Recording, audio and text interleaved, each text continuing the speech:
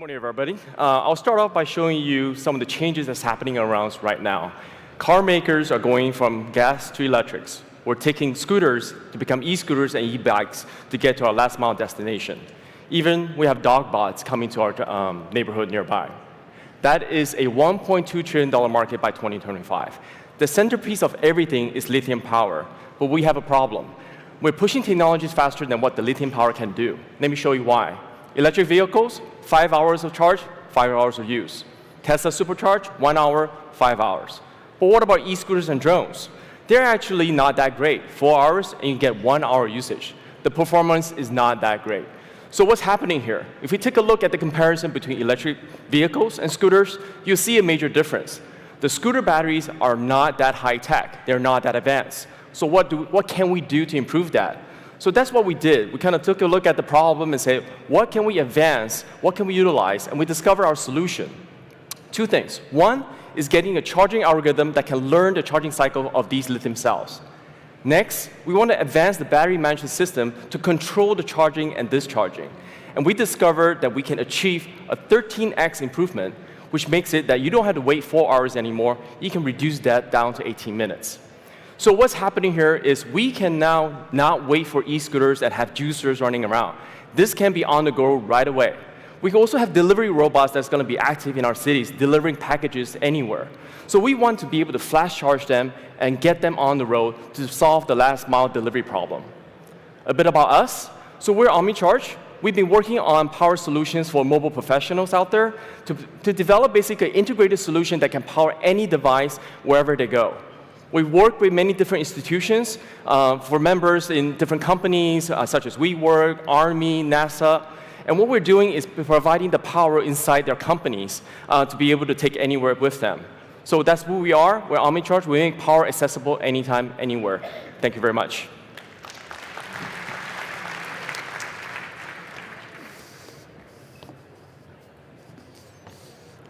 I don't think we've ever had anyone come in under time, so congratulations to Jason for being such a pro. Next, I'd like to introduce you to a company based right here in Toronto, which builds platforms for microbanking, micropayments, and micro-monetization. And while they're focused on the micro, there is nothing small about the impact this company is having. To tell us more about Quid, please welcome their CEO, Mohit Chepudira.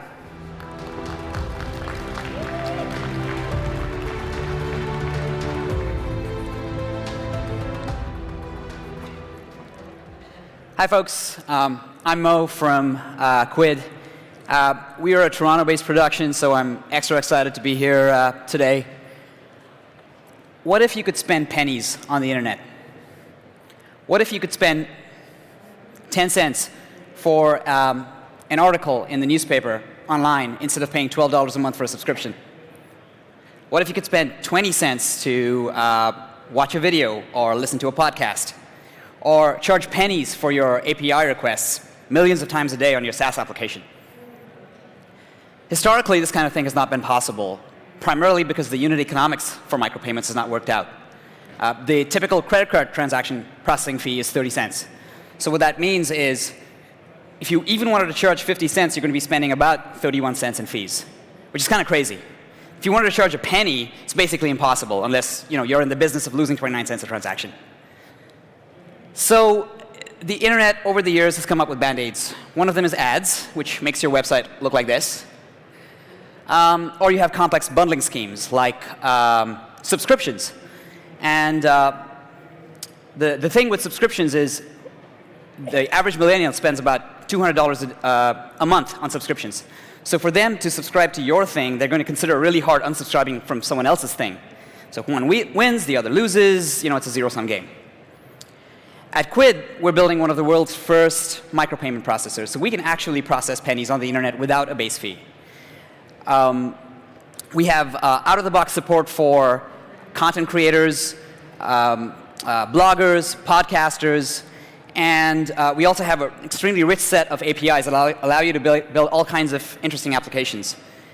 We have plugins for things like WordPress and Wix, and you have things like you have some examples over here. We have a Wi-Fi hotspot built on a Raspberry Pi that charges a penny per minute for internet access. or a fitness application that pays 5 cents to charity every time you miss your fitness goals for the day.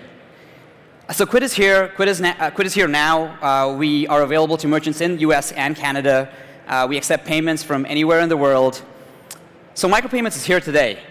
So and think about it. Consider it. What could you do if you could spend pennies on the internet? We're here all week. We have a booth on Thursday. Come by, say hello, have a fantastic conference. Thank you.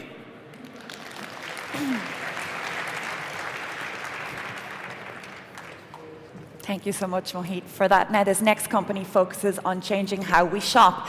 Caper builds smart shopping carts powered by deep machine learning to enable cashierless checkouts.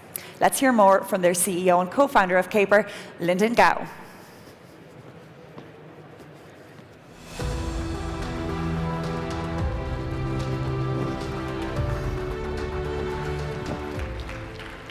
Good morning, everyone. Very nice to meet you. My name is Lyndon, the CEO of Caper. Now, before I start the presentation, I just want to take a quick survey around the room. Who here shopped in the grocery store by show of hands? Well, awesome. All right, for those of you who did not raise your hand, good for you. You don't have to get your own groceries. Well, so a lot of people have been talking about the e-commerce dominating retail and how there's a retail apocalypse. But I think it's really important to point out that more than 97% of grocery is still transacted in a physical store today. And in this gigantic market, there has been no innovation for over the past hundreds of years. So what we have decided to do here in Caper is to turn one of the most conventional tools, a shopping cart, into a smart cart that is powered by deep learning and computer vision to directly allow automated checkout so that you could directly walk into the store and walk out. So how does it work? As soon as customers walk into the store,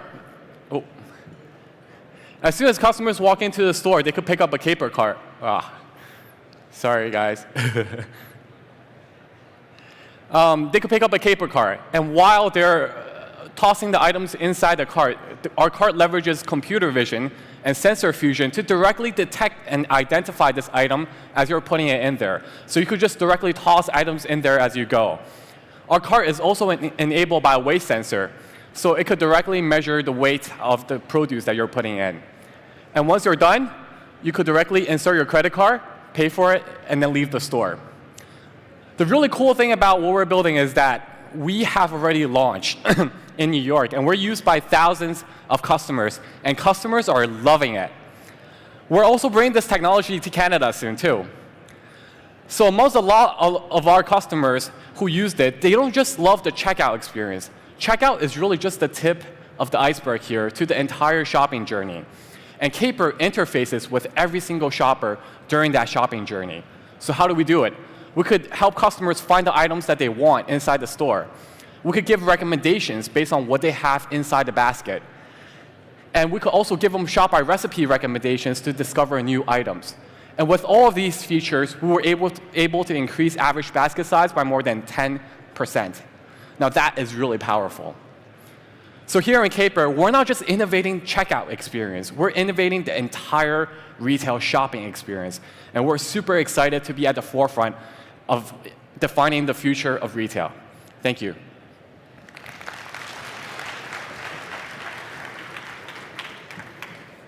Thank you, Lyndon. Now, the aptly named Kraft is a company using machine learning-powered data and analytics to map the global economy. No mean feat, right? Please welcome the founder and CEO, Ilya Levtov.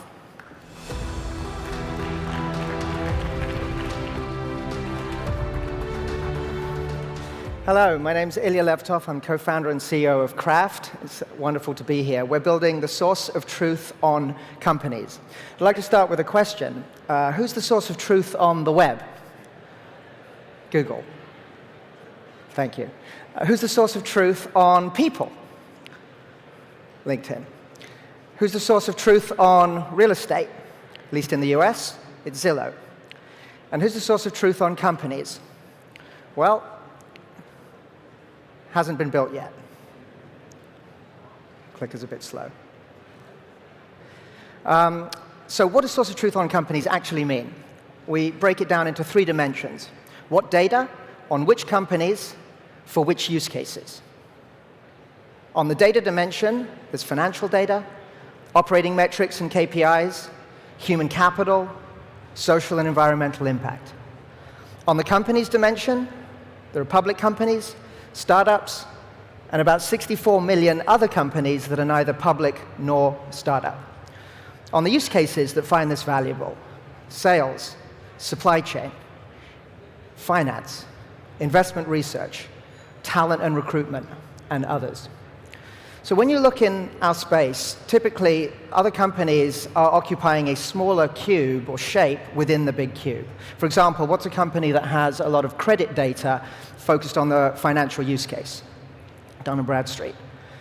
What's a company that has financial metrics primarily for investors, but really only on public companies? Yahoo Finance. And here's what we're building, the entire cube. All data on all companies for all use cases. So how do we do it? We extract data from thousands of sources, company websites, information platforms, and the whole world of unstructured data. This flows into two primary channels. Our website, craft.co, is coming up to 1 million monthly active users. Our enterprise APIs are used by Fortune 500 companies, small, medium enterprises, and hedge funds, and various investor groups. So that's Craft. Thanks very much. If you're interested to learn more, please visit us at craft.co or drop us a line at hello@craft.co. Thank you.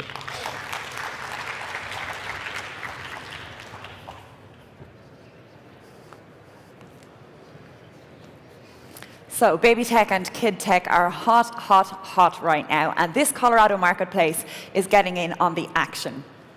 Goodbye Gear does exactly what the name suggests. It's a good place to buy and sell second-hand gear for kids and for babies. Here to share their story, please welcome co-founder and CEO, Kristen Langenfeld.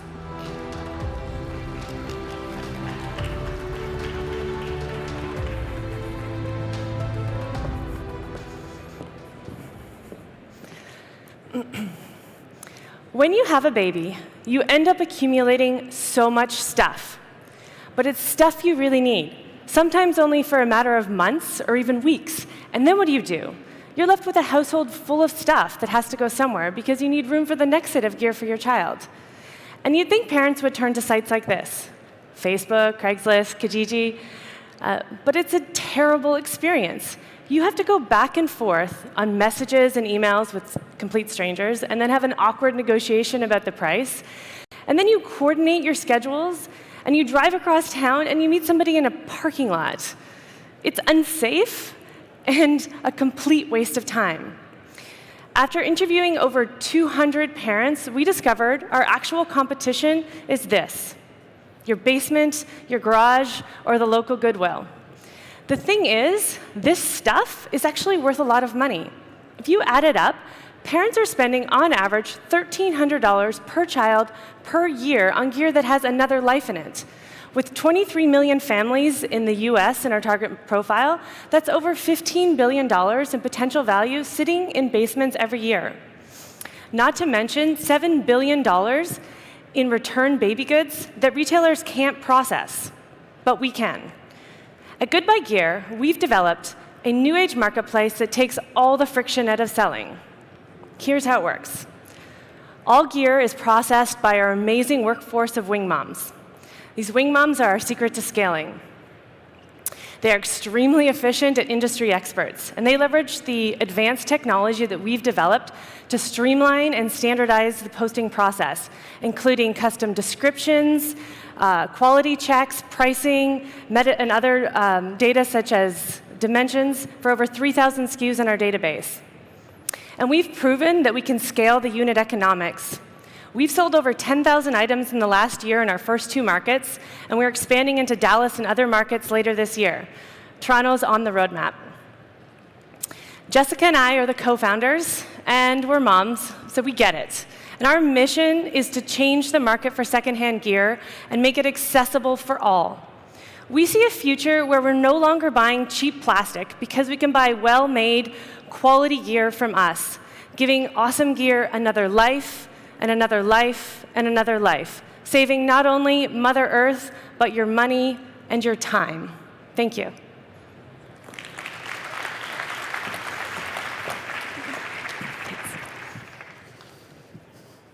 Thank you to Kristen for that. Now, if baby tech is your thing and you're here tomorrow, we have a whole stage for that particular subject and others like at HealthConf on stage 4, which you may want to check out. Coming up next on this stage, though, another Toronto-based company making blockchain-powered video games, which they say belong to the players. Let's hear more about Horizon Games from the company's co-founder and chief storyteller, Michael Sanders, everybody.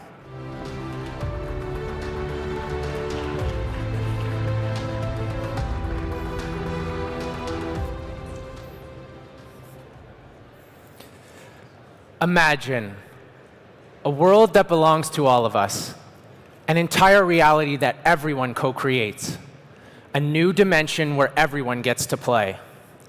I'm Michael, chief storyteller at Horizon Games, where we're pioneering a new dimension of gaming for players and creators. Video gamers today spend $32 billion on digital game items. Some items like cards, swords, and costumes start selling for as low as a few cents, while others become so valuable they sell for $6 million, like Planet Calypso in Entropia Universe. Unfortunately, most games today forbid players from trading or reselling their game items, which means that gamers spend $32 billion on their items, and yet they don't actually own them. We're here to change all of that. The new dimension we're building at Horizon starts with Arcadium, a digital arcade where every game item is actually a cryptocurrency that players can own. For players, Arcadium is a place to discover new games, win valuable game items, and trade or sell goods in the marketplace. For developers, Arcadium is an open, programmable world to create new games that benefit from crypto economics. For all users, we've made the experience easy and intuitive, so no one needs to know anything about blockchain or crypto to play, create, and have fun.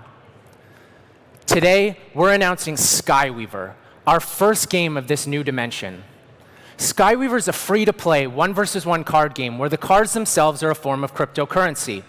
Players battle each other, and the winner receives a newly generated card on the blockchain. Players can trade or sell their cards however they like, and they keep the profits. And Skye Weaver's just the beginning. Arcadium grants players access to a network of games that's already begun with Ethereum-based video games. Players can win rewards in one game and spend those rewards in another. All games are interconnected, and value can be transferred between them in this new dimension. At Horizon, we've got a brilliant, diverse team. John helped make Magic, one of the most popular card games ever. Will did his PhD in next-level math and is a blockchain wizard. Hanny helped launch some of the incredible Far Cry games, and Peter built and sold 2 successful tech companies. We're backed by visionary investors like Alexis Ohanian, Initialized, Coinbase, Golden, and more. Our private beta begins in 2 weeks, and you can sign up now at skyeweaver.net. Come play and co-create the new dimension with us.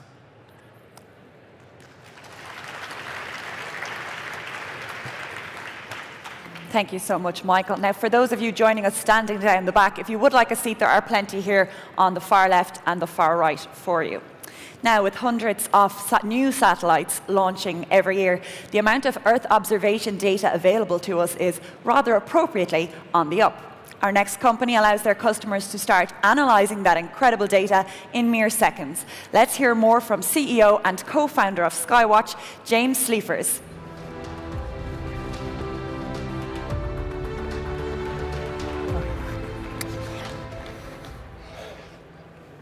Thousands of satellites are being sent up into space to capture images like this.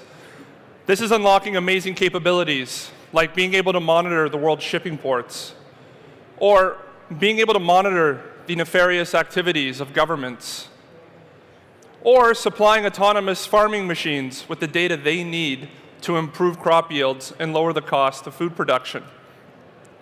The thousands of potential applications for satellite imagery should remind us of another space-based technology which we take for granted, GPS. GPS is such a great technology because we can use it without understanding anything about satellites. Unfortunately, to use satellite imagery, you do need to understand satellites. And this has made accessing satellite imagery very difficult and very expensive. Until now. Skywatch has built a machine-to-machine infrastructure that tightly integrates the world's satellite operators, space agencies, and ground stations. We abstract the complexity of all of that by providing our customers, who are in many industries, with a very simple-to-use API that allows them to easily programmatically integrate satellite imagery into their software in minutes. It's beautifully simple. Just one API call it can tell us exactly what your imagery requirements are. We then take that request and forward it to the satellite, which we calculate can best fulfill your imagery requirements.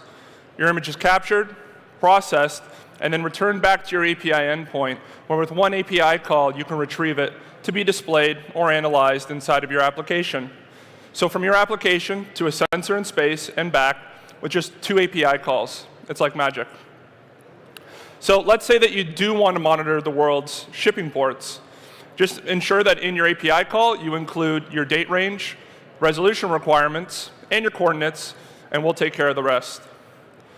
Or let's say that you do want monthly imaging of that uranium enrichment plant in North Korea. Be sure to include a frequency parameter of 30 days, and we'll handle the rest. Or let's say you want to use satellite imagery to optimize the use of water and fertilizer on your smartphone, on your smart farm. Just include a NDVI output parameter, and this is what you'll get. So, Skywatch is empowering billions of devices to leverage the sensors up there to make decisions down here. If you had programmatic access to all of the world's imaging satellites, what would you build? Please tell me directly at james@skywatch.com or visit our booth tomorrow at B143. Thank you.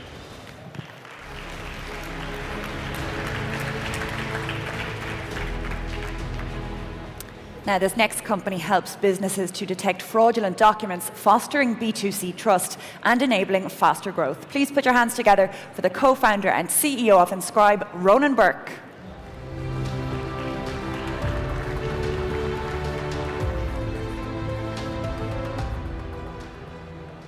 Good morning, everyone. What you're looking at here is a fraudulent utility bill that was used to open up a bank account. I'm going to give you a couple of seconds to try spot the forgery. Let's see if you can do it. Don't worry if you didn't spot it. Most businesses can't either. And this is application fraud. It's where people provide false or misleading information to obtain a product or service. It can include concealed addresses, inflated incomes, misleading employment details, and many more. It's extremely difficult to detect, and it's not only banks who suffer from this problem, it's also lending companies, insurance companies, marketplaces, and governments. They're all spending hours manually reviewing applications every day. Imagine doing this for millions of them. It's almost impossible to do effectively. And the problem is getting worse. Firstly, more businesses are going online along with their application processes. Secondly, the rate of fraud is increasing at an unrelenting pace across all industries. I'm here to show you how we're using technology to solve this. My name is Ronan, and I am the CEO and co-founder of Inscribe. We're building an API to detect fraudulent applications so businesses can trust their customers and grow faster. We launched less than a year ago. We raised over $3 million from investors, including Y Combinator, and we're now helping some of the largest fintech lenders in the world reduce fraud. So how do we do it? When a business receives an application, we examine all the information they have on that customer, as well as their supporting set of documents under 3 pillars. The first pillar is where we examine the documents for any signs of tampering, using computer vision and advanced forensics. The second pillar is where we verify key details against many databases, for example, confirming if the business actually exists and the address is actually real. Finally, with all the information that we receive, we identify patterns of fraud that we can monitor for in all future applications, which get stronger and stronger over time. So these 3 pillars are replacing the existing processes of visual inspection, Google searches, and gut feeling. So not only do we do it better, we can do it in seconds instead of hours. We're Inscribe, and we're building an API to detect fraudulent applications If you'd like to learn more, come talk to us. Thank you.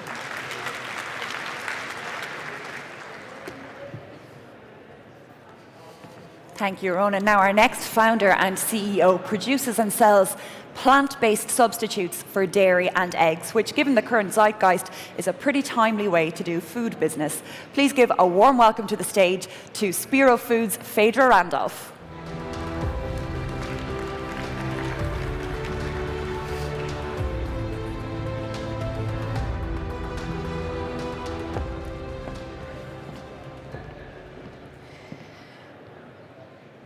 "15 years ago, plant-based dairy barely comprised 1% of the US market. But fast forward to today, and 1 in 2 US consumers is trying plant-based dairy. But these consumers are not fully adopting plant-based dairy into their diets. Why is that? It's because the current products just aren't good enough, yet. Recent research shows that consumers want products that taste better, are cheaper, are more nutritious, and are made from clean ingredients without the use of soy or preservatives. At Sparrow, we are reinventing dairy and eggs from plants. And our products are unparalleled in taste, are more affordable, are high in protein and natural nutrition, and are made from clean ingredients. As an added bonus, they're more environmentally sustainable. But not only are our products game-changing, so is our approach. As a former software engineer at Facebook, having studied biosciences and engineering at Cornell University, Sparrow is taking a novel approach to food innovation at the confluence of bioresearch and data science. With pending patents filed under the world's leading biotech firm, Sparrow will be entering into every major dairy and egg category as we scale. But don't just listen to me. Hear what customers have to say. Customers go crazy for Sparrow, even saying that Sparrow and Impossible Foods are the game-changing food companies in the United States. Backed by Y Combinator, Soma Capital, and angels who are early in Stitch Fix, Uber, and Cruise, Sparrow is disrupting the dairy sector, and we're scaling incredibly fast. So I will leave you with this. There are a lot of you, and there's only one food company, so come see what Sparrow is all about at our booth. Thank you.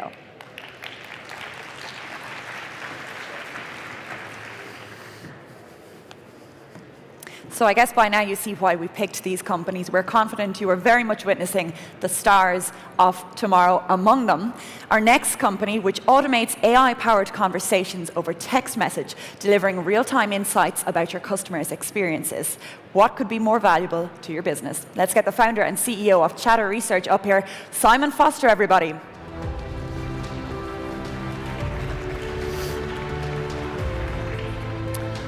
Good morning, everyone.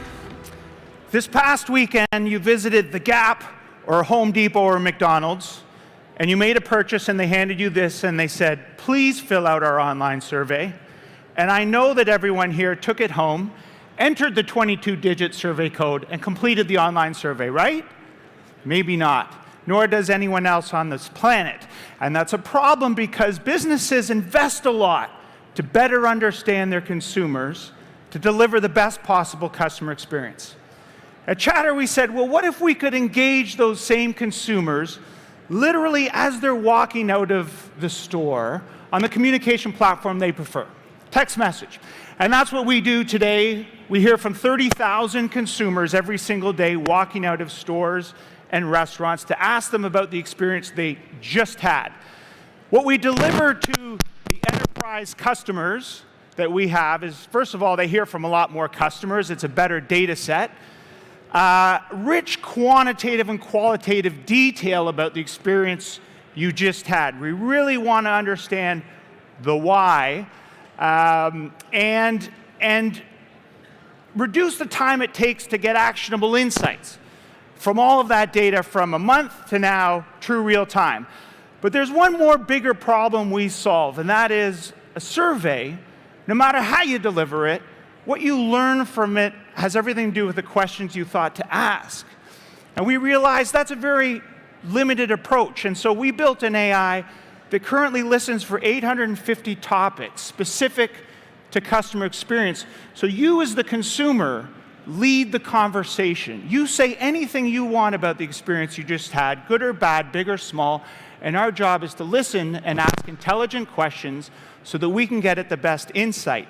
And it's that approach that allowed us for a large North American retailer to discover the previously unknown #1 and #2 drivers of customer satisfaction. And for a Fortune 500 to deliver a 17% increase in customer satisfaction in 3 months after 5 years of no gains. And so for us, all of that data capture feeds our database growth that allow us as a company to deliver insights that no other company can. We already work with some fantastic enterprise retailers and hospitality companies. Our MRR is growing 27% month over month for each of the past 12 months. We have a team that has done this before, specializing in consumer research and real-time data and analytics. Thanks very much.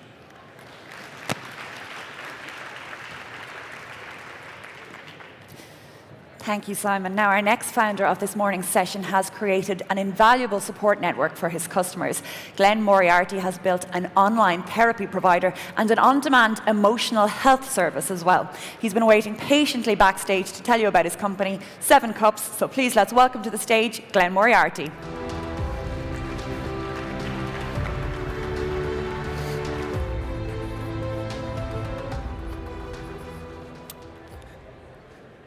One in 5 of us is struggling right now.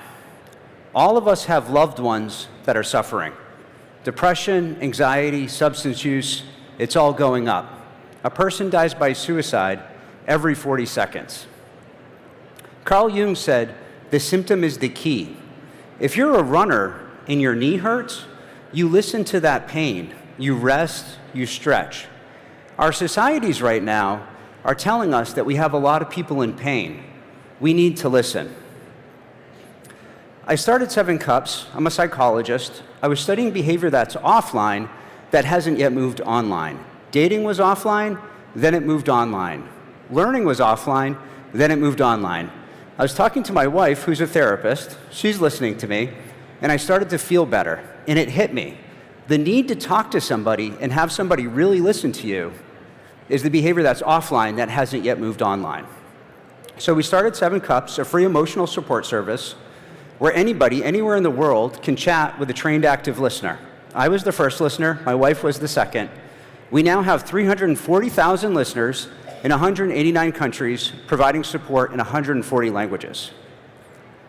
Let me tell you why our current healthcare system is never really going to work. If you look up here, you can see the rising demand. More and more people need help, but we don't have enough providers, so we're not able to help the amount of people we want to help. Now look at the 7 Cups model below. Same amount of people need help, but volunteers work with providers, and as a consequence, you have way more people helped. See how that scales? We've had the benefit of working with universities, governments, health systems. They're all plugging into 7 Cups to better help their people. They're helping us become smarter in the process. And I need your help too. Clay Shirky came up with this idea called the cognitive surplus. When humans are not busy watching the news or watching TV, we work together and we create beautiful things like Wikipedia. I believe we have a compassion surplus. There are people all around the world that want to make a difference, that want to help, and we're just beginning to leverage technology to unlock that compassion to better scale care. And as tech people, I think we have to keep in mind that the most powerful technology we have is an ancient social medicine called compassion. Compassion is how we're going to heal our society, and it's going to be how we're going to solve our healthcare challenges. Thank you.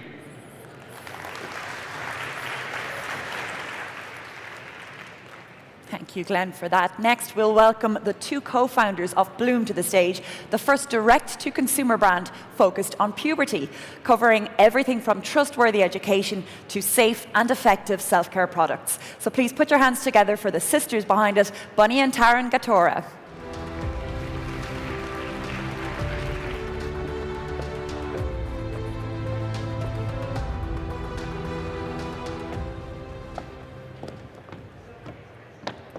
Only 26 states in the US mandate sex ed, and Ontario just reverted back to a pre-1993 sex ed curriculum.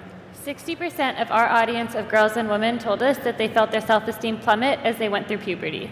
And that's why we created Bloom, the brand girls grow up with. My name is Taryn. And my name is Bunny.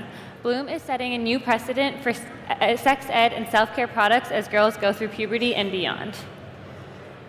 We started Bloom because there is no comprehensive brand that provides both accurate sex ed and safe, effective products for girls as they navigate this time. From pesticides in our tampons to benzoyl peroxide on our skin, legacy brands are not meeting today's consumer where she is. More than a product, we're a community that connects girls and allows them to feel part of something as they're going through this time. We're changing the stats and setting a new standard for puberty education and self-care. We sell to our customer in 4 distinct ways. Firstly, through direct-to-consumer on our website with products that were crowd-created with our community. We're vegan and cruelty-free, and these products are truly made with our customer in mind. Customers can shop one time or through a subscription. We focus heavily on content through Bloom University and partner with strategic retailers like Urban Outfitters. It's evident that the personal care landscape is changing. Startups are taking market share away from large CPG brands, and Gen Z consumers especially care about the mission and values behind the brands that they support. Bloom is creating the next generation of confident, tenacious, and informed young women who are excited and eager to grow into the very best versions of themselves. We launched Bloom June of 2018, and we've been growing month over month around 30%. And this past February, we raised $3.3 million from Felicis Ventures, and we're just getting started. To join us on our mission, visit us at meetbloom.com and follow us on Instagram @meetbloom, and don't forget to share with a teen in your life. Thank you. Thank you.